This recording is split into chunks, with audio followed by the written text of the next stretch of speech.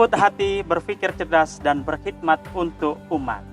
Assalamualaikum warahmatullahi ta'ala wabarakatuh. Waalaikumsalam warahmatullahi wabarakatuh. Bismillahirrahmanirrahim. Alhamdulillahirrabbilalamin. Wabihi nasta'inu ala umurid dunya waddin. Wassalatu wassalamu ala asrafil mursalin wa ala alihi wa sahbihi ajmain, amma ba'du. Kepada yang terhormat Dr. Helmi Nawali MAG yang tengah hadir pada kesempatan pagi ini, beserta segenap pemirsa dan juga follower dari Facebook PC Lakpesdam NU Kabupaten Malang, dan semua sahabat siapapun yang ngikut ataupun mengikuti kegiatan ngaji online dari PC Lakpesdam NU Kabupaten Malang. Pertama, marilah kita panjatkan rasa syukur kita kehadirat Allah Subhanahu wa taala dengan mengucapkan alhamdulillahirabbil alamin, karena pada pagi hari ini kita bisa melaksanakan aktivitas bagaimana biasanya dan hari ke-13 dengan keadaan sehat walafiat. Salawat dan salam semoga tetap tercurah pada Nabi Muhammad SAW, Nabi akhir zaman yang memberi arahan, memberi petunjuk dengan adanya agama Islam kepada kita semua, dijadikan sebagai sebagus-bagusnya umat. Hadirin sekalian, kita melanjutkan kegiatan ngaji online dari PC Pesdam NU Kabupaten Malang. Kebetulan kita saat ini sedang streaming di lokasi Pondok Pesantren An-Nur 2, yakni dengan pemateri yang tidak kalah hebat lagi dari hal-hal yang lain yang sudah di hari pertama, kedua, yakni Dr. Helmi Nawali MAG. Beliau di samping sebagai dai intelektual Nusantara ya, atau Dinun Nasional, beliau juga salah satu pengasuh dari Pondok Pesantren An-Nur 2 Al-Murtado. Kita sapa dulu ya pemirsa ya. Assalamualaikum Ustaz. Assalamualaikum warahmatullahi wabarakatuh. Bagaimana kabarnya Nggih? Alhamdulillah. Sudah sahur tadi. Sudah sahur. Ini sangat semangat sekali. Iya. Okay. Ya, tempo hari beberapa audiens itu bertanya, wah ini menarik ini yang nanti kalau tema yang disampaikan dari pesantren An-Nur 2 ini. Iya. Karena ini berkaitan dengan hal-hal yang sangat mendasar bagi masyarakat, terutama umat Islam. Iya. Terutama di Kabupaten Malang. Nah, Ustadz, ini kita pada pagi hari ini sesuai dengan yang disampaikan pada share sebelumnya, kita akan membahas berkaitan dengan yakni pandangan Islam berkaitan dengan kesehatan, sains, dan juga terutama yakni agama Islam. Monggo Ustadz, mungkin bisa memberi salam awal bagi audiens semuanya ini, karena sangat menunggu-nunggu ini temanya pada pagi hari ini. Monggo. Assalamualaikum warahmatullahi wabarakatuh.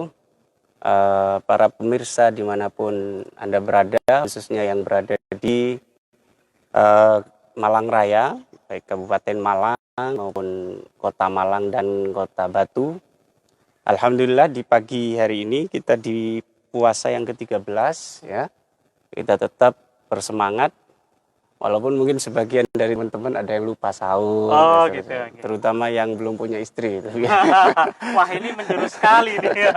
Biasanya terlambat bangun, nggak ada yang bangunkan. Kalau dulu masih ada pakai mercon. Sekarang kan boleh gitu. Iya. Pertama saya ingin mengajak kita semua almarhum Dr. Taufi, di mana beliau banyak berperan terhadap perkembangan pendidikan Islam, juga terhadap NU Kabupaten Malang ini. Semoga semua amal baik beliau diterima oleh Allah, amin. Semuanya diampuni oleh Allah. Ala hadiniyah al-Fatihah. Bismillahirrahmanirrahim. Alhamdulillah rabbil alamin arrahmanir rahim maliki yaumiddin iyyaka na'budu wa iyyaka nasta'in ihdinas siratal mustaqim siratal ladzina an'amta 'alaihim. Amin. Saya kebetulan dikasih tema yang mungkin hanya menjadi bidang saya di satu hal ya. Bidang agama itu yang menjadi bidang saya. Concernnya ya. Concernnya. Sementara kesehatan dan sains itu kan bukan bidang saya. Cuma agama itu bisa memandang bagaimana sih Islam terhadap pandangan Islam terhadap kesehatan dan sains. Karena kalau hanya bicara kesehatan saja, kemarin kan sudah siapa namanya, dengan Dokter Umar kan sudah kan ya kesehatannya, karena beliau memang dokter. Pakarnya di situ. Saya teringat perkataan Ghazali ya. Imam Ghazali itu berkata begini, al-hadiku fi sina'ah wahidah laisa yalzamu ayyakuna hadikon bi kulli sina'ah. Jadi orang yang pakar dalam bidang tertentu itu belum tentu pakar di bidang lain. Nah, itu sebenarnya harus menjadi prinsip kita. Sementara di era medsos ini kan semuanya kayak jadi pakar gitu. Padahal ya harusnya kalau pakar bicaranya tentang spesifikasi dan seterusnya. Saya ingin masuknya itu dari namanya al-maqasidul khamsah. Kalau kita mengkaji tentang kaidah dasar di dalam agama Islam, itu ulama berusaha merumuskan ada 5 kaidah dasar yang prinsipal, dan ini dirumuskan atau bentuk simplifikasi dari banyaknya ayat atau hadis Nabi yang berserakan. Jadi misalkan terkait kehidupan, gimana sih Allah mengaturnya, itu kan sebenarnya di Quran sudah ada, cuma kan berserakan, kayak puzzle gitu loh. Di hadis itu wah semakin banyak itu. Siapa yang mau belajar Sahih Bukhari yang tebal, Sahih Muslim, belum kitab-kitab yang lain itu kan berserakan. Lah kemudian ulama membantu kita sebenarnya. Jadi ulama-ulama dulu itu sangat berjasa bagi kita. Kemudian dirumuskanlah sebenarnya dari sekian banyak ayat hadis itu dalam kehidupan beragama, bahkan kehidupan bernegara dan seterusnya, itu ada 5 kaidah dasar saja yang kemudian disebut dengan al-maqasidul khamsah. Tujuan-tujuan yang jumlahnya 5, walaupun nanti ditambah oleh Al-Imam As-Subki menjadi 6 ya, menjadi 6. Atau Al-Imam Al-Qarafi mengatakan ini bukan maqasid tapi adalah kulliyat khamsah. Sebenarnya hampir sama saja. Apa saja itu? Yang pertama adalah hifdzuddin ya. Hifdzu itu menjaga, din itu adalah agama ya. Jadi kita hidup, apapun profesi kita ya, apapun aktivitas kita, harus yang dinomorsatukan adalah agama. Hifdzuddin. Makanya sistematika urutan itu ditaruh di nomor 1, itu menunjukkan skala prioritas. Jadi yang harus diprioritaskan dalam hidup itu adalah agama.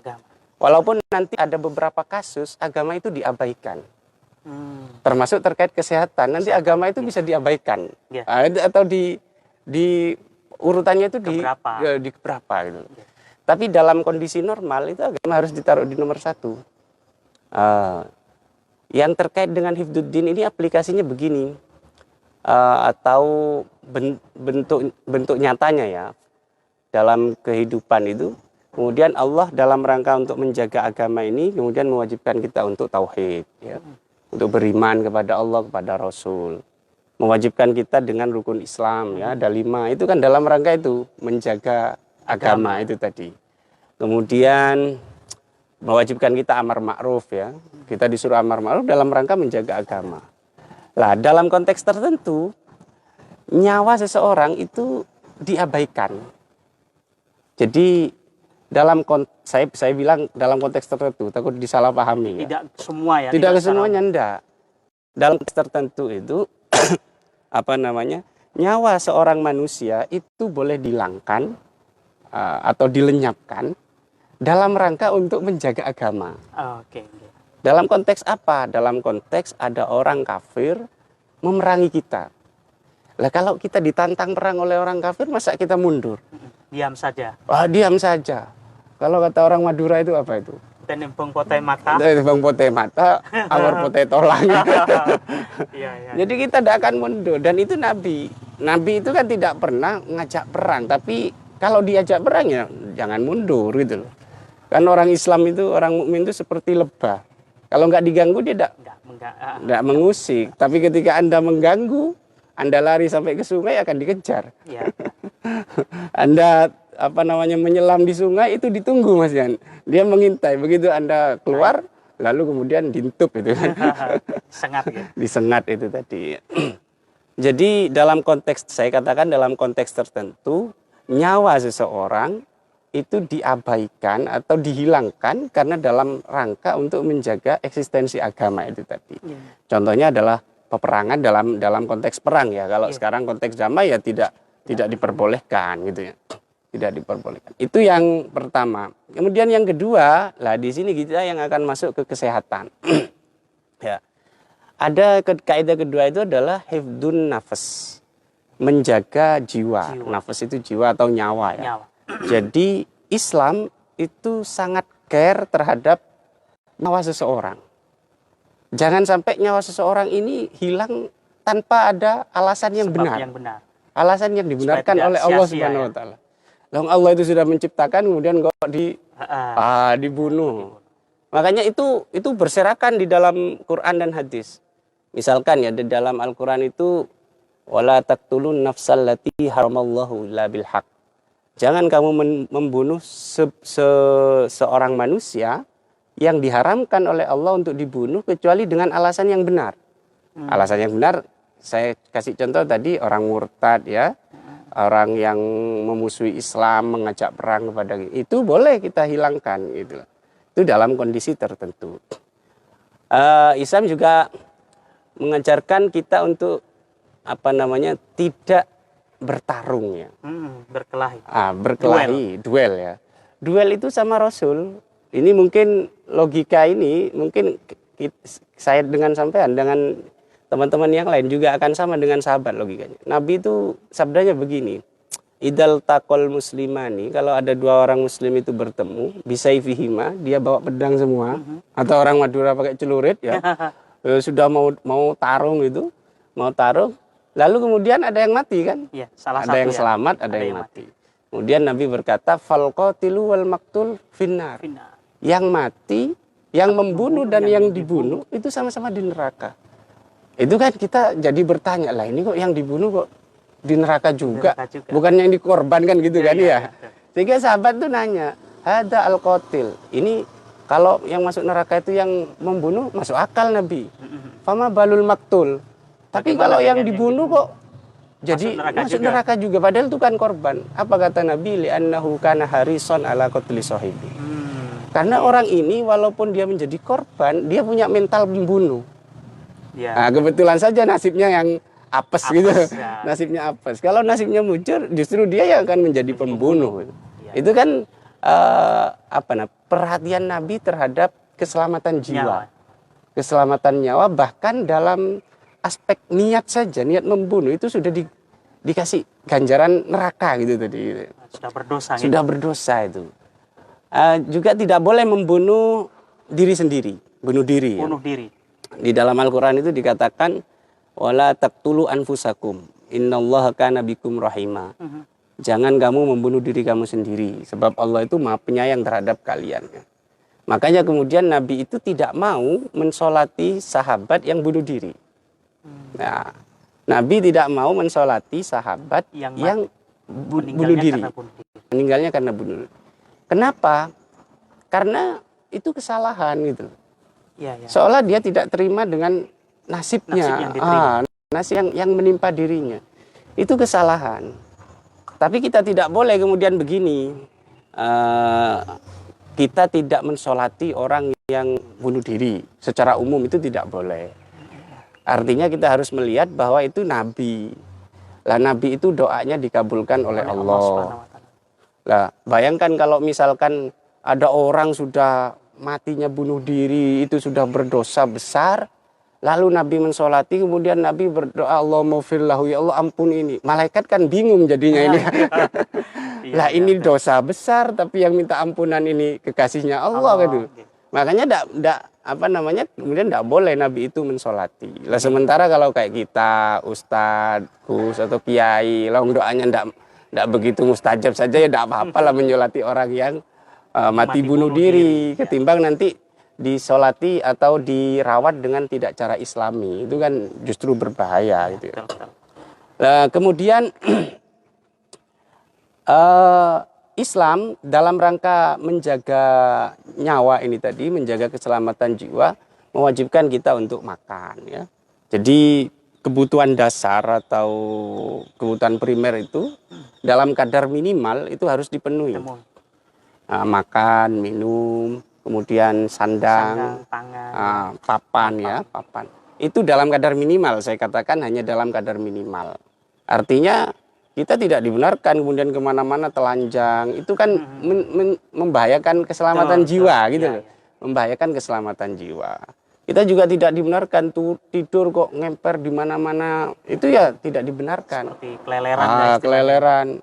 Karena kita punya kewajiban untuk menjaga keselamatan jiwa itu tadi ya. Cuma di sini Nabi ini memperhatikan aspek kesehatan ya. Karena kesehatan itu sebenarnya kan sederhana. Kesehatan itu adalah keseimbangan unsur-unsur dalam tubuh ini. Jadi ketika seimbang antara panas dan dingin, maka ya normal, ketika normal sehat. Tapi kalau sudah cenderung ke agak panas kan jadinya kurang sehat. Atau cenderung ke terlalu dingin, itu kan juga kurang sehat. Sehingga konsepnya dalam Islam itu al-iktisad atau sedengan ya, atau di tengah-tengah. Moderat lah ya. Istilahnya moderat. Jadi di tengah gitu loh. Nah, makanya Nabi itu ketika Allah ketika menyuruh kita makan dan minum, itu ada penjelasan lebih lanjut setelah itu. Wa kulu washrabu wa la tusrifu. Makan dan minumlah. Silakan kamu makan, silakan kamu minum, tapi jangan berlebihan.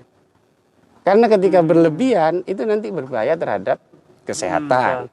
Ketika berbahaya terhadap kesehatan, berbahaya terhadap nyawa. Terhadap keselamatan nyawa kita, keselamatan jiwa kita. Lah, sampai-sampai Rasul itu punya konsep begini. Ini di beberapa hadis saya disebutkan bihasbibni Adam luqaimatun yukim nasulbah.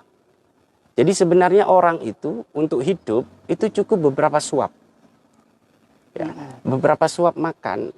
Coba sampai sudah tidak sahur, ya, sehari semalam tidak makan, lalu kemudian habis itu berbuka itu cuma makan 5 suap saja. Itu sudah cukup. Sudah cukup energik kita gitu loh. Itu kata Nabi, itu sudah cukup energik. Kamu beberapa suap saja. Tapi kata Nabi, kalau kamu memaksa untuk lebih dari itu tidak apa-apa. Fa in kana la muhalata, kalau kamu memaksa untuk lebih dari itu tidak apa-apa. Tapi kata Nabi, harus dibagi 3 ini dalam tubuh kita ini. Fasulusun li ta'ami, sepertiga untuk makanan. Jangan full untuk makan. Makan saja. Ini nggak ada beda dengan hayawan. Dengan hewan, iya. Wasulusun li syarabi, sepertiga untuk minumannya. Dan disisakan ruang untuk bernafas. Wasulusun li nafasi. Jadi sisakan. Keseimbangan 3 ini harus dijaga. Jangan terlalu kemudian full di salah satu ya. Full dimakan saja, full diminum saja. Itu harus dijaga. Dan itu yang diajarkan oleh Rasulullah Shallallahu Alaihi Wasallam. Ada kisah menarik dan ini sangat cocok bagi kita yang lagi semangatnya hijrah ini, Mas. Wah ya, ini nampaknya kalau kita tipikalnya lihat di kota-kota ya. Nah, ini sudah kaum urban ini kan gayanya kayak semangat betul kan ya. Tapi hands-nya harus dapat. Jangan hanya ikut-ikutan. Iya, jangan hanya ikut-ikutan, betul. Ada satu kasus dulu itu. Dan ini ada di Sahih Bukhari. Salman Al-Farisi itu dipersaudarakan dengan Abu Darda. Ya. Abu Darda. Nah, satu saat Salman ini berkunjung ke rumahnya Abu Darda. Dia mendapati istrinya itu pakaiannya kok tidak menarik. Istrinya Abu Darda tadi loh. Dek, sampean kok pakaiannya kok begini? Sampean itu punya suami. Gimana nanti kalau suamimu tertarik ke wanita lain kan gitu kan? Ini kan bisa bahaya kan? Ya. Bisa terjadi perang dunia kedua atau ketiga. Lalu bilang istrinya, Mas saya sudah kecewa. Kenapa kok kecewa? Bilang itu istrinya Buddha. Saya kecewa. Saya berulang kali itu dandan atau berhias diri agar menarik. Suami saya tidak tertarik. Lebih tertarik untuk sholat. Wah, ini kan lebih tertarik untuk ke masjid. Nah, ini kan fenomena-fenomena hijrah kayak saat ini kan antusias banget kan? Sangat kuat sekali. Sangat semangat untuk ke sana. Lalu kemudian sudah siapkan makan, disiapkan makan lah itu. Kemudian Abu Darda datang. Itu siang-siang. Kemudian, Dek, ayo makan. Kul, ayo makan. Apa jawab Abu Darda? Ana soim, aku puasa. Wah, ini orang hijrah yang baru ya. Aku puasa, Mas. Wah, itu kan sunnah puasa, apalagi sampai dalil. Wah, iya ini. Puasa Senin Kamis begini dan seterusnya. Apa kata Salman? Ini la akulu hatta takul ma'i. Saya tidak akan makan kalau kamu tidak makan. Saya sebagai tamu tidak akan menikmati hidangan kamu yang sebagai tuan rumah kalau kamu tidak ikut makan. Akhirnya makan. Ikut. Makan. Lalu begitu malam, lumrahnya mungkin jam 8 waktunya tidur ya. Kalau dulu, atau kalau sekarang kan jam 10 belum tidur. Kalau dulu kan tidak ada apa-apa. Oh iya, aman saja. Jadi mungkin jam 8 itu sudah suasana ngantuk dan seterusnya. Itu kira-kira jam 8 malam, ini Salman sudah bergegas untuk tidur. Tapi Abu Darda ini wudhu. Wah, wudhu, bangun dia, wudhu terus. Mau kemana, Dik? Kata Salman ini. Mau ke masjid, Kak. Ini saya mau qiyamul lail. Apa kata Salman? Tidur. Sleep. Tidur kamu, katanya. Tidur. Akhirnya tidur. Begitu tidur dapat berapa jam gitu, dapat mungkin 1 jaman, itu bangun lagi, wudhu lagi. Mau kemana lagi kamu? Mau ke masjid, Kak? Mau qiyamul lail. Tidur. Gitu. Itu sampai 3 kali dia. Bangun berusaha ke masjid. Nah ini kan semangat ya semangat sekali dia. Lalu disuruh tidur. Begitu sudah kira-kira jam 3 malam, itu kan sudah tidur, singkat cerita tidur semua. Lalu jam 3 malam, ini Salman sudah bangun. Ini Abu Darda dibangunkan. Ayo sekarang bangun. Kumil'an, sekarang bangun. Ini waktunya, katanya. Ini sudah waktunya. Sudah bangun kan. Lalu setelah itu, setelah sholat, kemudian dibilangin sama Salman itu, Abu Darda, inna li rabbika alaika haqqo. Tuhanmu punya hak atas diri kamu yang harus kamu penuhi. Wa inna li nafsika, dalam riwayat lain dikatakan wa inna li badanika. Wa inna li nafsika alaika haqqo.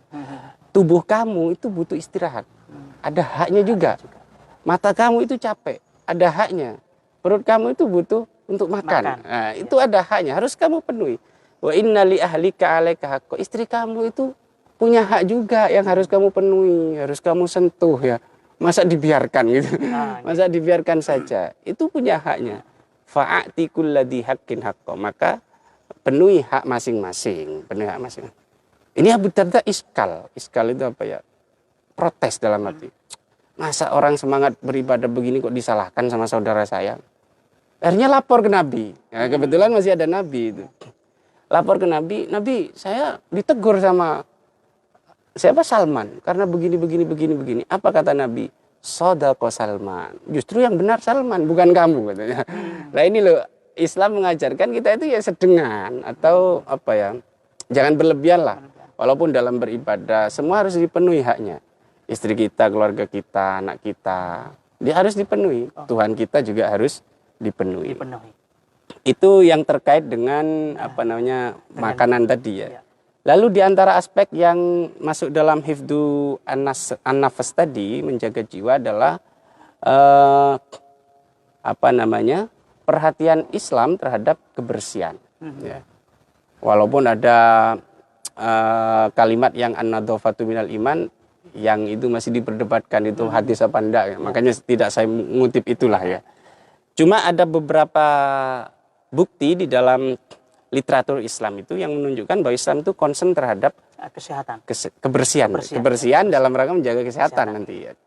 Apa itu? Hampir di semua kitab fikih itu ketika membahas fikih itu yang pertama dibahas apa? Kebersihan. Toharo kan?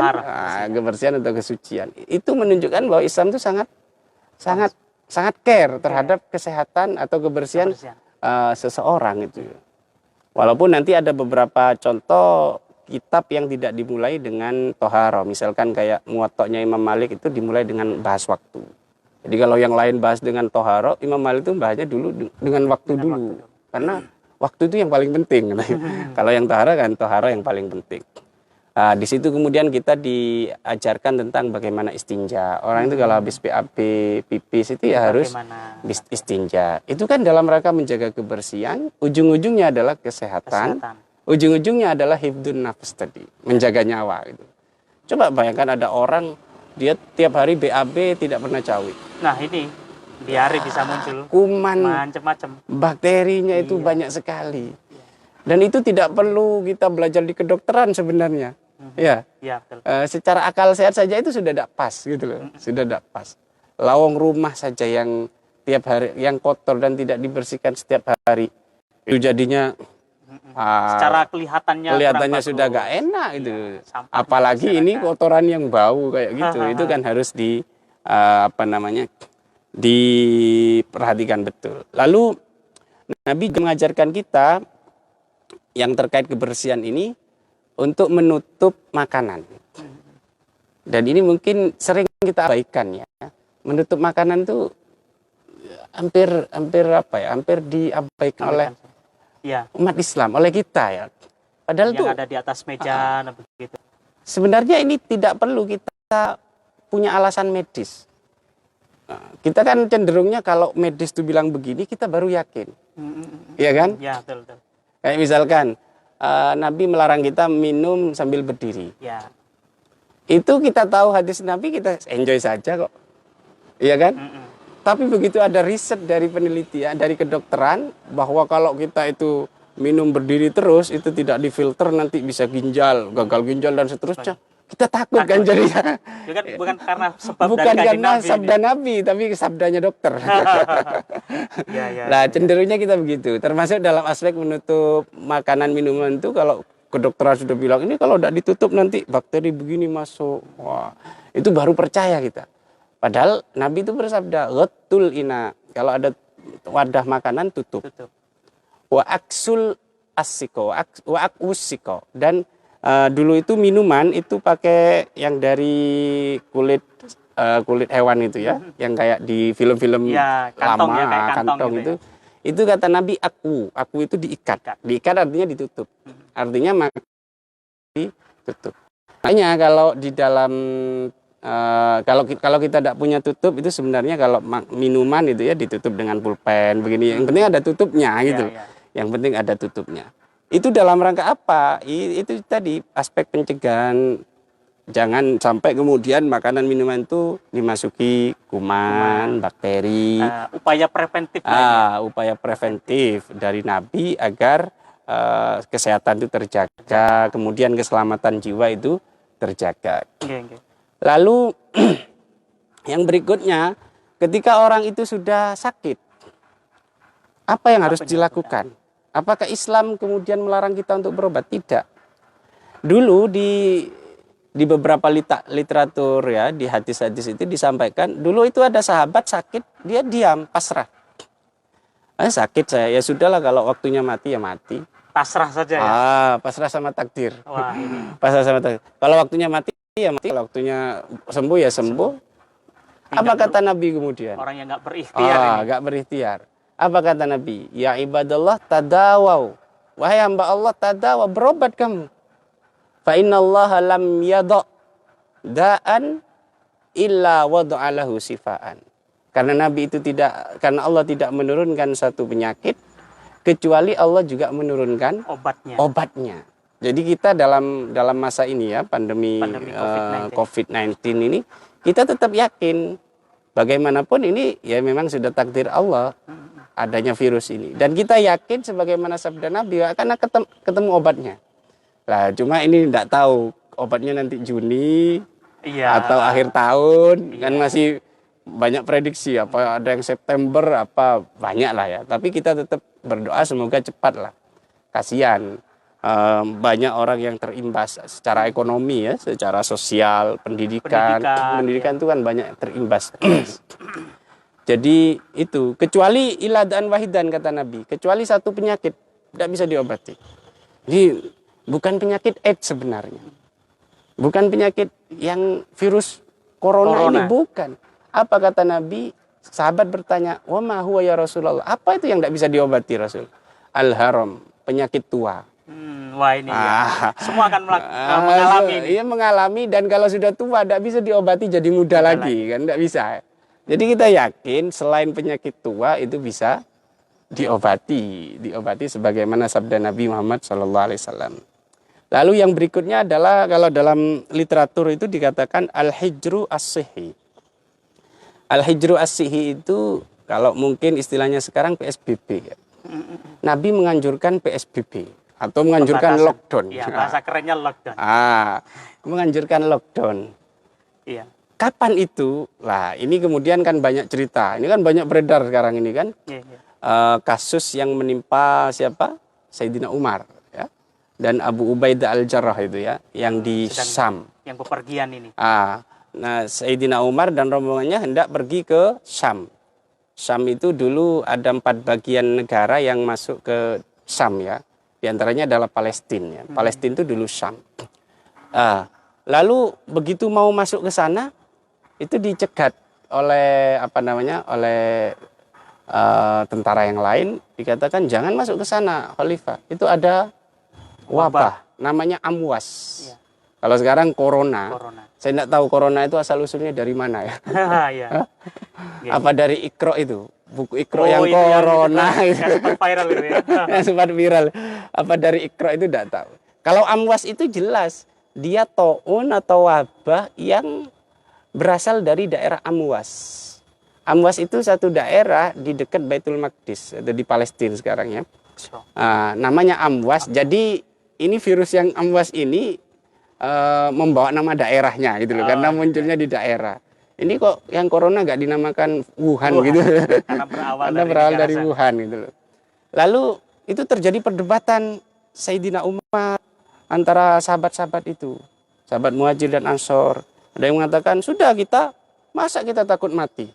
Lowong perang saja kita lakukan. Dan nanti ujung-ujungnya mati kan ya. Nah ini cuma prediksi saja itu, kena virus dan seterusnya, kena ini. Kita tetap. Tapi kita sahabat yang, ya janganlah gitu. Kita kembali ke Madinah, kan bisa lain waktu. Ke Syam, kembali ke Madinah. Sehingga kemudian Sayyidina Umar itu sangat bijak. Sayyidina Umar bilang, sudahlah, saya akan berpikir nanti malam. Saya akan sholat dulu. Sholat istikharah dulu. Ya tidak main-main gitu loh. Iya. Begitu sholat istikharah selesai, dapat petunjuk bahwa ini harus kembali ke Madinah. Lalu kemudian paginya sudah back to Madinah ya. Kita kembali ke Madinah. Wah, ini sahabat protes. Yang ini sudah hampir dekat ini padahal. Sampai kemudian kita populer itu ya, hadis Nabi yang dikutip itu, afiroran min qadarillah. Apakah kamu lari dari ya Umar? Itu sampai sahabat itu tidak nyebut khalifah lagi, tidak nyebut Amirul Mukminin, sudah jambal. Iya. Ya Umar, afiroran, saking geramnya. Ini kok mentalnya mental pengecut kan, kira-kira begitu. Ini. Cemen, masa pemimpin kok cemen gitu. Iya. Afiroran min qadarillah. Apa kamu mau lari dari takdir Allah? Apa kata Umar? Firoran min qadarillah ila qadarillah. Kita lari dari takdir untuk menjemput takdir yang lebih baik gitu loh. Kemudian Umar memberikan contoh, kalau kamu punya hewan yang satu tanahnya tandus, tidak ada tanaman ya, yang tidak ada rumput, yang satu itu subur. Kira-kira kamu menggembalanya kemana? Apakah yang tandus atau yang tandus atau yang ini? Subur. Ke yang subur. Kenapa kok gak yang tandus saja? Toh sama-sama kalau takdir Allah kenyang, ya kenyang itu hewannya. Iya. Kan gitu kan. Betul. Akhirnya itu masuk. Oh iya ya gitu. Ya sudah, kembali. Lalu datanglah kemudian dikatakan Abdurrahman bin Auf, ada di riwayat lain dikatakan itu Utsman yang datang. Utsman datang atau Abdurrahman bin Auf, lalu datang, kemudian saya pernah mendengar Nabi bersabda, idza sami'tum at-ta'una bi ardin fala tadkhuluha. Dalam riwayat lain fala taqdamu 'alaiha. Kalau kamu mendengar di satu negeri atau satu daerah itu terkena virus, terjangkit virus atau wabah, maka kamu jangan masuk ke sana. Tapi kata Nabi, wa idza waqa'a bi ardin wa antum fiha fala takhruju firaran minha. Tapi kalau kamu di dalam negeri itu, lalu negeri itu kena wabah, maka kamu jangan keluar. Nah, ini kan aspek itu tadi PSBB itu ya, atau lockdown tadi. Apa yang dikehendaki oleh Nabi? Jangan sampai virus yang ada di satu daerah, misalkan di Malang ya, ada Malang kena virus bulawang misalkan namanya ya, kayak amwas, contoh kayak tadi, kena virus bulawang. Lalu kemudian orang luar Malang mau masuk ke sini, lalu kembali ke daerahnya masing-masing. Apa yang terjadi? Tersebar, semakin menyebar kan? Wah, ini kan semakin gawat nanti. Ini bukan hanya di Malang, nanti bisa Surabaya, bisa yang lain, kota-kota lain meluas. Dan itu tidak diinginkan Nabi. Kenapa? Karena itu sama dengan mengabaikan keselamatan jiwa. Mengabaikan kesehatan, nanti ujung-ujungnya adalah keselamatan jiwa tadi. Makanya dalam konteks seperti ini yang perlu saya garis bawahi. Begini Mas, saya itu agak kurang sependapat dengan kiai-kiai atau habib atau ulama lah yang membahas tentang virus. Kan bukan pakarnya Mas. Kayak saya misalkan berbicara sampai berbusa-busa tentang virus itu begini, nanti virus corona itu begini. Itu bukan bidang saya. Saya bukan ahli virologi. Sehingga tidak boleh kemudian ini dijadikan pedoman. Atau gampangannya gini. Nggak punya landasan. Nggak punya kepakaran ya. Nah, saya itu pakar misalkan ya. Kalau mau dikatakan pakar di dalam bidang agama oke. Ya. Tapi di dalam bidang virus saya itu nol besar. Atau bisa jadi PAUD saya. Boleh jadi saya sudah doktor. Tapi kalau dalam bidang saya PAUD. Dalam bidang fisika saya PAUD gitu. Lalu ketika saya berbicara fisika, kedokteran, bicara virus, itu sudah tidak usah dianggap, tidak usah digubris. Ini kan lagi marak ini. Banyak ustadz-ustadz, banyak kiai-kiai, bahkan habib-habib yang protes karena masjid dibatasi kan? Dibatasi. Bahkan sampai ada yang mengatakan virus itu hanya akan lewat di depan hidung orang yang rajin ke masjid. Tidak masuk. Tidak masuk. Itu saya pernah melihat itu dan saya agak protes ya. Dan dalam kesempatan ini saya perlu menyampaikan bahwa tidak benar begitu ya. Hadis-hadis yang mengatakan bahwa bencana atau apa itu akan dialihkan dari masjid itu dhaif ya. Bukti paling nyata apa? Kalau bencana itu betul-betul disingkirkan dari masjid, mengapa di Masjidil Haram banyak tragedi? Nah, iya itu. Sebagai tolak ukur lah. Iya. Itu nyata itu Mas. Iya. Tragedi keren itu berapa jiwa yang dan kita bisa melihat di media sosial ya. Katanya di hadis Nabi dijauhkan. Nah, itu makanya sama ulama dikatakan itu banyak perawinya yang lemah. Makanya dikatakan dhaif, itu tidak sahih itu. Nah, itu ada yang sampai bilang itu kalau ada misalkan Gus Dur ya kayak ini mau ke masjid, itu ada virus hanya lewat depan hidungnya.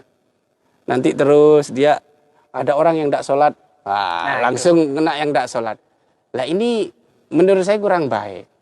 Karena nyatanya, faktanya di dalam media sosial itu berapa banyak yang terjangkit karena aktivitas di masjid kan dan seterusnya ya. Itu kan sudah bisa kita browsing semua. Atau bencana-bencana yang menimpa di masjid. Itu kan bukti bahwa sebenarnya kita kalau bukan pakarnya jangan bicara. Nah, poinnya di sana sebenarnya. Poinnya di situ ya. Karena akan mempengaruhi orang lain ini. Mempengaruhi orang lain. Kasihan umatnya. Nanti umatnya itu pasti akan memberontak pada pemerintah. Aturan pemerintah misalkan tidak boleh misalkan ya, karena misalkan sudah terlalu parah, akhirnya tidak boleh ke masjid. Sementara ustadznya atau kiainya atau habibnya bilang, loh ini masjid, justru di masjid itu kita mendapatkan obat.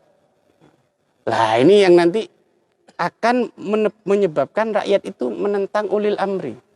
Itu bertentangan dengan Quran sudah. Bahwa kita itu harus taat kepada ulil amri. Karena ini dalam rangka menjaga kesehatan atau keselamatan jiwa tadi. Jadi itu ya. Ada beberapa kasus yang tadi, karena kita tidak akan berbicara sampai ke yang kelima, mungkin sampai ketiga saja ya, yang dari poin itu. Ada beberapa kasus, saya kan tadi mengatakan, dalam kasus-kasus tertentu, itu agama diabaikan atau ditunda lah pelaksanaan agama. Misalkan contoh begini, orang itu puasa, itu kan dalam rangka hifdzuddin, menjaga agama. Tapi kalau dia sakit. Nah ya, terus ada halangan lah. Ada halangan.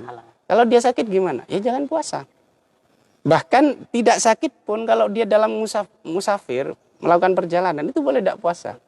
Ada rukhsah lah. Ada rukhsah, keringanan. Cuma yang perlu digarisbawahi kalau musafir itu dia orang yang bepergian berangkatnya sebelum fajar. Jadi kalau kayak sekarang jam 9:30 saya berangkat, ini sudah tidak masuk kategori musafir yang diperbolehkan untuk mokel. Makan dan minum. Bukan hanya mokel. Oh, membatalkan ya? Bukan hanya membatalkan, boleh tidak puasa. Oh. Kan beda. Ya, ya. Boleh tidak puasa dengan boleh berhenti puasa. Itu boleh tidak berpuasa musafir itu. Karena di dalam Al-Quran dikatakan faman kana minkum maridun aw ala safarin fa iddatun min ayyamin ukhra. Kalau kamu sakit atau melakukan perjalanan maka boleh tidak puasa dan diganti dengan hari-hari yang lain. Lah, beda kalau misalkan begini, saya melakukan perjalanan lalu sampai di jalan saya tidak kuat, lemes, mau pingsan, kemudian saya makan. Itu kan namanya berhenti puasa. Kalau itu jelas boleh, Mas. Tidak harus melakukan puasa, tidak harus melakukan perjalanan. Kalau dalam kondisi begini kemudian saya kok mau pingsan, itu boleh enggak? Boleh kan? Jadi musafir itu memang boleh tidak berpuasa. Boleh tidak berpuasa. Sama seperti, kalau pekerja itu tidak boleh. Ini kan juga banyak yang mungkin ingin tahu pekerja itu gimana, yang jenis apa mungkin, buruh bangunan dan seterusnya itu gimana. Sebenarnya ada cara agar tetap sesuai dengan aturan fikih ya. Caranya gimana? Pagi itu niat tetap, malam niat, kemudian makan sahur.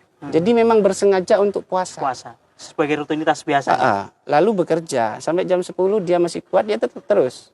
Kok nanti jam 4:30 dia mau pingsan karena tidak kuat, sudah terlalu haus dan lapar, ya sudah boleh berhenti.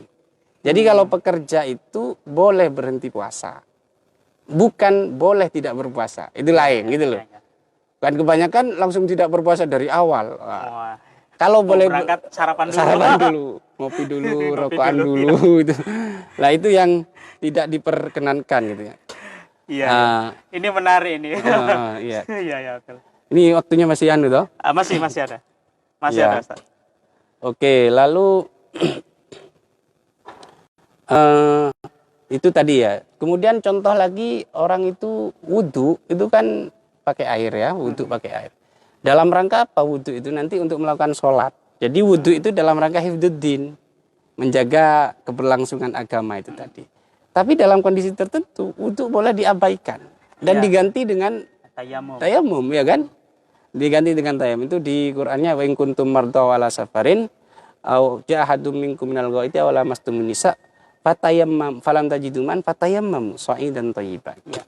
Lah, itu ada kasus dulu karena begini. Dulu itu ada sahabat, dia sedang bepergian dengan teman-temannya. Karena daerah Mekah Madinah itu kan banyak gunung-gunung, bukit-bukit ya. Sehingga mungkin agak jadi tebing. Begitu lewat itu ada yang kejatuhan batu. Sehingga ini agak pecah kepalanya. Ini fasajjahu kalau di dalam hadisnya itu luka, menganga. Begitu luka kan sudah terjatuh ya. Tertimpa tangga juga dia. Tertimpa tangganya apa? Dia pas tidur ngimpi keluar mani. Wah, ya. Junub artinya kan. Waduh, ini sudah bagaimana ini? Sudah begini kepalanya ya, sudah luka begini, terus masih junub lagi, kondisi junub lagi. Sehingga sahabat ini nanya ke teman-temannya, hal tajiduna li rukhsah fit tayammum. Teman-teman, sobat, apakah menurut kalian saya itu boleh tayamum? Apa kata sahabat-sahabatnya yang lagi semangat-semangatnya berislam itu tadi ya? Dikatakan, lam najid laka rukhsatan li'annaka qawita 'alal ma. Kamu itu kan masih kuat untuk qadarta 'alal ma. Kamu kan masih mampu untuk memakai air. Enggak usah. Akhirnya orang ini karena enggak tahu ya, mandi. Mandi bener dia. Ini ya. Begitu mandi, itu kemudian pingsan kritis, dia meninggal. Tambah parah sampai. Bukan hanya parah, itu meninggal. Di dalam hadis begitu meninggal. Akhirnya ketika sampai di Madinah dilaporkan ke Nabi. Nabi tadi ada kasus begini. Apa kata Nabi? Qataluhu. Mereka telah membunuhnya. Itu marah betul Nabi itu. Kenapa? Karena harusnya nyawa itu bisa diselamatkan. Diabaikan keselamatan nyawa itu karena hanya ingin kekeh memakai air. Padahal kan bisa diganti dengan tayamum gitu loh. Ganti dengan tayamum. Atau dalam konteks misalkan begini, saya mau sholat subuh ya, sholat subuh, sementara waktunya sudah tinggal 1 menit, kan tidak apa-apa Sebenarnya kan kita dianggap mengeluarkan sholat itu kalau sudah tidak masuk 1 rakaat dalam waktunya. Jadi kurang 1 menit itu masih cukup lah gitu untuk sholat. Ini khusus bagi yang kesiangan ini. Ini angin segar. Lalu kurang 1 menit, saya harusnya kan wajib sholat. Ternyata kemudian anak saya sakit kejang-kejang. Mendadak gitu. Apakah saya tetap sholat subuh karena waktunya kurang 1 menit? Dalam rangka hifdzuddin, ataukah saya menyelamatkan anak saya bawa ke dokter ke rumah sakit ya, saya bawa ke rumah sakit dalam rangka hifdzun nafas. Islam mengajarkan harus menyelamatkan nyawa ini. Toh nanti sholatnya bisa dikodok, bisa dikeluarkan dari waktunya. Nyawa tidak bisa diganti, gitu, tidak bisa diganti. Atau yang sederhana, yang sangat remeh ya, misalkan alasan ini kan lagi tidak boleh ke masjid ya. Dibatasi kan ke masjid karena memang sholat sunnah di masjid itu sholat sunnah sendiri itu ada yang mengatakan dia sunnah kifayah, sunnah yang sifatnya kalau dilakukan oleh sekelompok orang sudah gugur bagi yang lain. Ada yang mengatakan itu sunnah ain, jadi bagi orang per orang itu sunnah harus dilakukan. Ketika kita melakukan sholat sunnah di masjid, itu boleh kita tidak sholat sunnah di masjid karena udzur yang sepele sebenarnya. Ya. Apa udzurnya itu? Hujan deras. Sangat lebat. Nah, kalau hujan deras, kamu tidak usah ke masjid. Sudah sholat di rumah saja. Apa tujuannya Nabi? Ya karena itu tadi, kalau kamu hujan nanti bisa pilek. Ya, kan itu hanya pilek loh mas, bukan nyawa loh ya. Ya. Apalagi kalau ini ada kemungkinan corona. Yang bisa fatal lagi. Yang bisa lebih fatal. Gitu loh. Maka ya tidak apa-apa kita tidak di masjid. Dengan begitu kita akan menghidupkan rumah kita dengan ibadah. Mungkin selama ini rumah kita sering ditinggal, jarang dibuat untuk sholat, jarang dibuat untuk baca Quran dan seterusnya gitu ya. Lalu yang terakhir nih, yang terakhir terkait hifdzul akal. Ini yang ketiga sebenarnya, cuma saya mungkin sampai poin ini saja. Hifdzul akal itu menjaga agar akal ini tetap normal, tetap sehat, gitu ya. Makanya kemudian dalam rangka hifdzul akal ini Islam mewajibkan kita untuk mencari ilmu. Lah mencari ilmu itu wajib. Itu sudah banyak berserakan kan. Ada utlubul ilma minal mahdi ilal lahdi tolabul ilmi faridatun ala kulli muslimin muslimah. Ada yang sampai ke Cina barang. Utlubul ilma walau bisin. Di ayat-ayat juga banyak sekali itu dikaitkan ya. Di sini sebenarnya kita bisa masuk ke sains ya. Masuk ke sains di sini. Jadi sebenarnya Islam itu tidak melarang umatnya untuk belajar sains. Tidak melarang umatnya untuk melakukan riset, melakukan penelitian. Tidak melarang itu. Karena justru Allah itu kan menantang kita untuk melakukan riset kan. Afala tatafakkarun, afala tatadabbarun. Ketika menjelaskan tentang alam semesta atau langit, bumi, apa kamu tidak berpikir? Lah kemudian yang berpikir itu orang non muslim. Malah ini yang lebih high ini. Yang berpikir tentang langit dan bumi itu justru orang muslim. Harusnya orang Islam kan juga masuk ke situ gitu loh. Cuma memang kalau ini dalam pandangan saya, orang itu boleh saja belajar sains, melakukan riset, melakukan penelitian, tetapi dalam koridor bismi rabbik. Sebagaimana di Al-Alaq itu ya. Iqra bismi rabbik. Iqra, kamu baca. Saya setuju dengan Prof. Quresyab yang mengatakan itu bukan hanya membaca, tapi juga menelaah, mengkaji, meneliti, melakukan riset. Itu masuk dalam kategori Iqra. Belajarlah sains, itu yang masuk kategori Iqra. Cuma kamu kalau mau Iqra, mau belajar sains, mau riset, mau penelitian, itu harus bismi rabbik, dengan nama Tuhanmu. Lah, bismi rabbik ini kalau bagi saya pribadi itu adalah ketika kita tidak keluar dari kaidah yang 5 ini. Jadi boleh kita melakukan riset asalkan tidak mengganggu agama tadi. Asalkan tidak mengganggu keselamatan jiwa. Asalkan tidak mengganggu keselamatan akal, mengganggu harta orang, mengganggu keturunan. Itu bismi rabbik. Jadi bismi rabbik ini menurut saya adalah kaidah yang 5 ini. Kita boleh belajar sains dan seterusnya dalam rangka itu. Makanya ulama-ulama kita dulu itu kan ada polimet ya. Polimetik itu orang yang menguasai banyak bidang. Banyak bidang. Multidisiplin itu sudah menguasai, kayak misalkan Ibnu Sina, bapak kedokteran modern, itu kan juga hafal Quran, hafal hadis, pakar fikih begitu kan. Al-Ghazali walaupun itu banyak pakar di bidang agama, tapi ketika berbicara kedokteran dia juga bagus. Ibnu Qayyim Al-Jauziyah itu juga bagus dan menulis banyak buku terkait dengan kedokteran. At-Tibbun Nabawi misalkan yang ditulis oleh siapa namanya, Ibnu Qayyim Al-Jauziyah itu.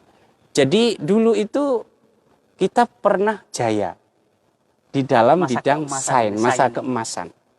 Karena itu tadi, karena para ulama dulu memahami agama itu bahwa tidak ada larangan sebenarnya.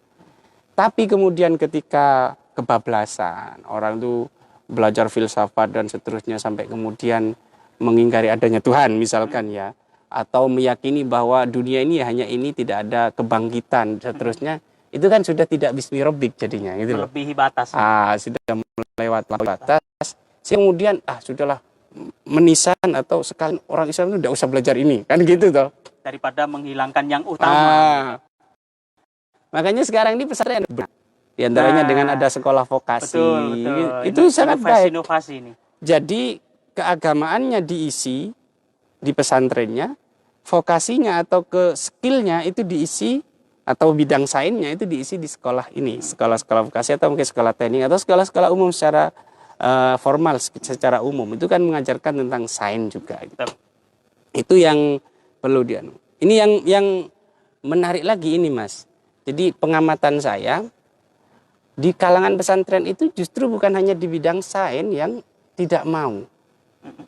Bahkan dalam bidang ini, mohon maaf ya kalau mungkin ada yang berbeda pendapat, itu biasa saja bagi saya. Karena saya biasa dikritis biasa saja bagi saya.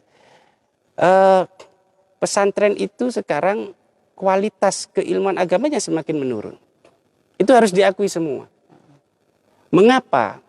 Ini menurut saya, sekali lagi menurut saya, boleh jadi berbeda pendapat. Karena doktrin adab itu terlalu kuat. Doktrin akhlak itu loh, terlalu kuat. Coba bayangkan, sudah setiap orang berpidato, setiap kiai berpidato dan seterusnya. Apa yang dikatakan? Luwih becik bener senajan ora pinter. Ketimbang pinter tapi ora bener. Ora bener, gitu ya. Yang mendingan benar itu dalam artian akhlaknya bagus. Walaupun tidak pinter. Walaupun tidak pinter, itu yang selalu diungkapkan. Tidak pinter, tidak apa-apa, yang penting kamu akhlaknya bagus. Daripada kamu akhlaknya pinter, tapi akhlaknya kamu jelek. Akhirnya merusak negara dan seterusnya. Oke, dalam rangka menjaga tatanan agar baik, oke. Tapi dalam rangka menjaga keilmuan Islam ini bahaya, Mas. Bisa dibodohi oleh pihak lain ini. Bayangkan misalkan, kalau semua santri karena didoktrin begitu oleh kiainya, kemudian dia berpikir, ngapain saya belajar agama? Yang penting saya akhlaknya saja. Akhirnya siapa yang menjaga keilmuan fikih? Siapa yang menjaga keilmuan tafsir? Siapa yang menjaga keilmuan hadis? Tidak ada, karena semua sudah tidak punya semangat untuk belajar. Karena mengedepankan akhlak tadi. Nah itu menurut saya doktrin yang kurang pas. Ya. Kurang pas menurut saya. Saya itu khawatir Mas, kalau sampai kemudian orang pesantren sendiri itu sudah tidak menguasai ilmu-ilmu agama.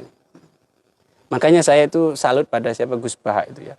Gus Bah itu dalam pengakuannya kan karena sering berdiskusi dengan Mbah Maimun kan, Al-Mahfuz.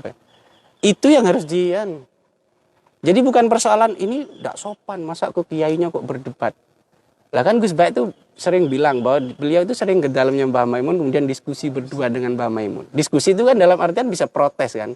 Kok begini Mbah pendapat panjenengan, kok begini dan seterusnya. Lah sekarang gimana ada pesantren yang punya tradisi begitu? Kan jarang kan. Hampir semua itu kiainya mengajarkan lalu tidak ada tidak ada diskusi dan seterusnya. Sebenarnya dengan diskusi itu kemudian mengasah kepintaran santri atau murid tadi ya. Kepintaran murid itu tadi. Makanya sebenarnya menurut saya begini, mendudukkan adab itu harus begini. Karena yang sering diungkapkan oleh para dai dan seterusnya itu adalah ini. Ungkapannya Imam Malik kepada Imam Syafi'i. Ij'al ilmaka milha. Jadikan ilmumu itu seperti garam. Wa adabaka daqiqa, dan adabmu, akhlakmu itu seperti tepung. Orang itu kalau meracik kue, itu yang banyak kan tepungnya. Komposisinya itu tepungnya mungkin 2 kilo, kemudian garamnya cuma cukup 2 sendok. Ya kan? Ya. Sehingga nanti jadi legit, jadi enak rasanya. Kombinasinya. Nah, kombinasi. Kalau dibalik kan gak enak jadinya. Garamnya 2 kilo, tepungnya 2 sendok. Ini mau buat garam atau buat kue kan gitu. Itu yang ini sering didoktrinkan. Lah, masalahnya itu kemudian santri memahaminya begini, Mas. Kalau begitu, karena ilmu itu harus seperti garam, ya berarti ilmu saya harus sedikit saja. Kan jadi repot kan? Kamu enggak belajar. Lah kan ilmu itu harus seperti garam, Pak. Ya sedikit saja ilmu. Yang penting nanti tepungnya. Lah ini yang keliru menurut saya. Saya cenderung memposisikan perkataan Imam Malik ini ketika orang itu sudah tamat, sudah lulus, sudah pakar, baru ini didoktrinkan. Gitu ya, diambil di endingnya. Artinya begini, nah walaupun ilmu kamu banyak, posisikan tetap seperti garam dalam membuat kue, sedikit. Nah, itu kan persis seperti pernyataan Imam Malik yang disampaikan ke Imam Syafi'i. Imam Syafi'i itu sudah pakar. Bukan Imam Syafi'i baru nyantri kemudian didoktrin akhlak itu. Akhirnya kalau sudah baru nyantri didoktrin akhlak ya tidak berani bertanya, tidak berani diskusi dan seterusnya. Nah, itu yang keresahan saya pribadi ya, terkait dengan keilmuan di pesantren, apalagi ngomong sains gitu loh. Apalagi ngomong sains itu tadi. Maka itu adab itu ya harus dijaga, tetap harus utamakan, tapi ilmu itu harus diseimbangkan. Sehingga ya kita harus dua-duanya pinter ya, benar. Ada pertanyaan begini, dan saya ini sering bertanya Mas ke mahasiswa-mahasiswa, ke santri baik di Ma'had Ali maupun di mahasiswa di kampus itu, saya tanya, ilmu dan adab itu lebih tinggi mana posisinya? Itu cenderung akan mengatakan tata krama. Adab. Tata krama. Apa alasannya? Innama bu'istu liutammima makarimal akhlak. Karena Nabi itu diutus untuk menyempurnakan akhlak. Saya bisa membantah, ada hadis lain yang bunyinya innama bu'istu muallima. Nah ya. Saya diutus itu hanya untuk mengajarkan ilmu ini. Akhirnya kan bingung kan. Ada 2 ini nanti. Ada 2. Makanya saya pilih jadi 4. Saya ilustrasikan jadi 4 begini. Ada orang, satu itu dia punya akhlak bagus, ilmunya mapan. Otomatis akan kita katakan ini yang paling baik, ya kan? Utama ini. Ya. Yang kedua, ada orang tidak punya ilmu, tidak punya adab. Paling jelek kan? Lawannya ini. Paling jelek. Yang ketiga, dia punya ilmu, ya, tapi tidak punya adab. Yang keempat, dia punya adab, tidak punya ilmu. Yang nomor 1 kan otomatis itu ya, yang punya ilmu, yang punya adab. Yang nomor 4, yang buncit itu yang tidak punya adab, tidak punya ilmu. Lah, ketika saya tanya, yang nomor 2 ini yang mana? Itu mesti teman-teman mahasiswa itu mengatakan yang nomor 2 adalah orang yang punya berakhlak, yang orang punya akhlak walaupun dia tidak punya ilmu. Ini keliru kata saya. Kelirunya gimana? Karena kalau orang tidak punya akhlak, itu yang dilabrak itu cuma manusia. Cuma harga diri manusia. Artinya kayak misalkan orang tidak punya akhlak pada gurunya, dia seludur-seludur gitu. Itu yang sakit hati kan cuma manusia. Tapi kalau dia tidak punya ilmu syariat, itu yang sakit hati Allah malah.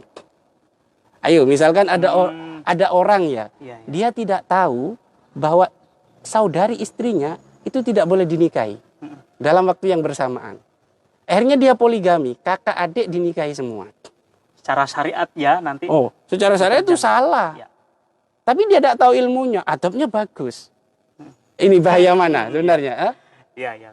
Saya cenderung menomorduakan orang itu yang berilmu walaupun tidak beradab, itu nomor 2. Lalu yang ketiga adalah orang yang punya adab tapi dia tidak punya ilmu. Baru yang terakhir tidak punya adab, tidak punya ilmu. Sementara pikiran kita itu kan begini, luwih apian adab ketimbang ilmu. Itu secara umum. Coba dipilah-pilah jadi 4 begitu tadi. Dengan bukti-bukti ya, dengan argumentasi-argumentasi, cenderung orang akan mengatakan ternyata ilmu ya yang lebih penting gitu ya. Makanya di dalam beberapa literatur dikatakan ada orang tuh ahli ibadah, dia adabnya bagus, tapi dia punya himar, keledai. Nah, keledai itu tiap hari dikumpuli, Mas. Masya Allah. Nah, dikumpuli, artinya bersenggama dengan keledai. Ketika ditanya, loh kamu kok bersenggama? Emangnya haram? Gitu. Kan nggak haram. Saya itu akhlaknya bagus, ibadah saya ke masjid terus. Gitu. Loh itu haram dulu. Baru tahu. Kan bahaya kan gitu. Ya, bahaya. Ya. Saya kira itu ya Mas yang bisa kita kaji. Ya. Nanti ada hifdul nasl ya, menjaga keturunan, makanya ada pernikahan, tidak boleh zina, itu kan dalam rangka menjaga keturunan. Ada hifdul mal, kita diwajibkan bekerja, terus tidak boleh mencuri dan seterusnya, itu kan dalam rangka hifdul mal itu tadi. Ya, baik hadirin sekalian, para pemirsa dari fanpage Lakpesdam NU Kabupaten Malang, banyak sekali ulasan-ulasan yang disampaikan oleh Dr. Helmi Nawali, yang beliau adalah sebagai dai intelektual Nusantara atau Dinun Nasional. Kegiatan ngaji online ini terselenggara atas kerjasama dari PCNU Kabupaten Malang dan juga disupport dari beberapa sekolah tinggi ya. Ada Institut Agama Islam Al-Qolam, Universitas Islam Raden Rahmat Malang, Universitas Islam Malang, dan juga ada dari Universitas Maulana Malik Ibrahim.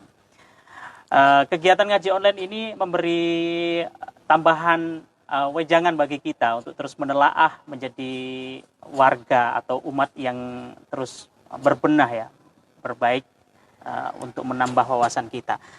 Sangat menarik pandangan-pandangan yang disampaikan oleh Gus Helmi ini tadi, yakni berkaitan dengan kesehatan, sains dan juga agama. Hadirin, apabila pemirsa juga apabila ingin menanyakan perihal-perihal materi pada pagi hari ini, bisa disampaikan pada kolom komentar.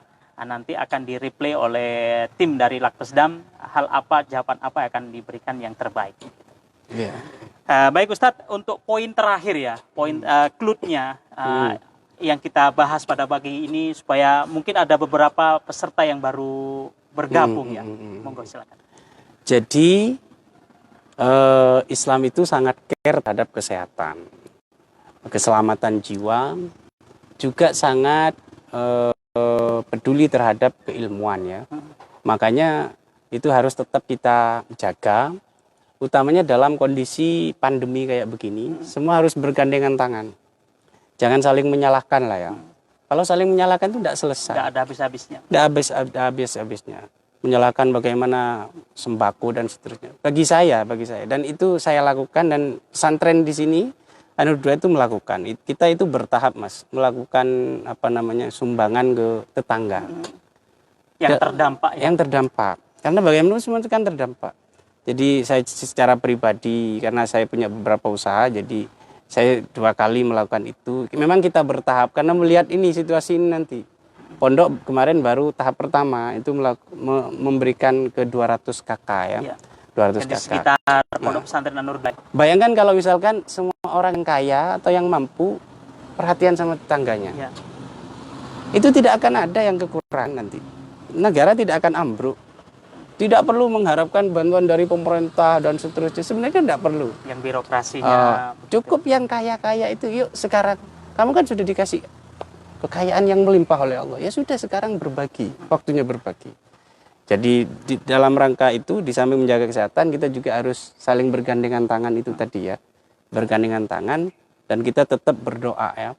Karena bagaimanapun sabda Nabi, la yaruddul qadha illa du'a. Tidak akan bisa menolak satu takdir kecuali kita dengan doa ya. Doa kita juga terus antusias ya. Dan juga dengan ikhtiar. Termasuk ikhtiar kita untuk menjaga diri. Misalkan kalau keluar itu pakai masker, datang ke rumah nanti cuci tangan dan seterusnya, atau syukur-syukur wudhu lah ya, daripada cuci tangan saja kan mendingan wudhu gitu kan, lebih baik begitu, lebih sempurna begitu. Saya kira itu ya. Oke, baik Ustadz, terima kasih atas materi pada pagi hari ini. Semoga ini berkenan dan juga menambah wawasan bagi kita semua, baik yang ada di Malang ataupun utamanya yang di Indonesia ya. Semoga wabah ini bisa cepat usai. Kita bisa melaksanakan aktivitas rutinitas agama Islam ini dengan sebaik-baiknya. Amin. Terakhir sebelum kita tutup, kita mohon keikhlasan doa dari panjenengan. Semoga kegiatan ini terus berlangsung untuk edukasinya dan juga untuk kegiatan pengajian online ini bermanfaat seluas-luasnya. Amin. Monggo. Ya. Ini top, saya kasih jempol untuk Lakpesda. Alhamdulillah. Kalau yang lain kan ngajinya tidak dialog gini kan. Lah ini dialog. Wah, ini kayak di televisi kan. Terima kasih sekali Ustaz. Ya. Jadi ini bagus dan perlu dilestarikan. Apalagi sampai nanti misalkan tiap pemateri dimintai tulisannya, lalu dijadikan buku. Kami berharap nanti berkaitan dengan ini sebenarnya ada hikmah sendiri di balik COVID ini. Kalau tahun sebelumnya tim ini berkunjung ke setiap kecamatan di Kabupaten Malang. Namun karena wabah ini kami harus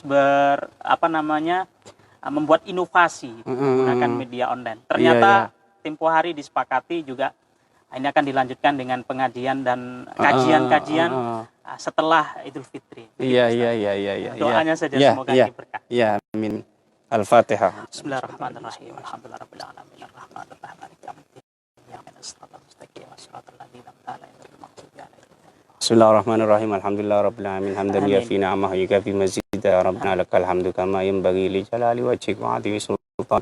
Allahumma shalli ala sayyidina Muhammad salatan tuballighuna wa ahlana wa ashabana biha hajja baitikal haram wa ziyarata qabri nabiyyika alaihi salatu wassalam bilutfin wa afiya wa salamul maram wa ala alihi wa sahbihi sallim. Amin. Allahumma sallimna wal muslimin wa afina wal muslimin wa afina wal muslimin wa afina wal muslimin.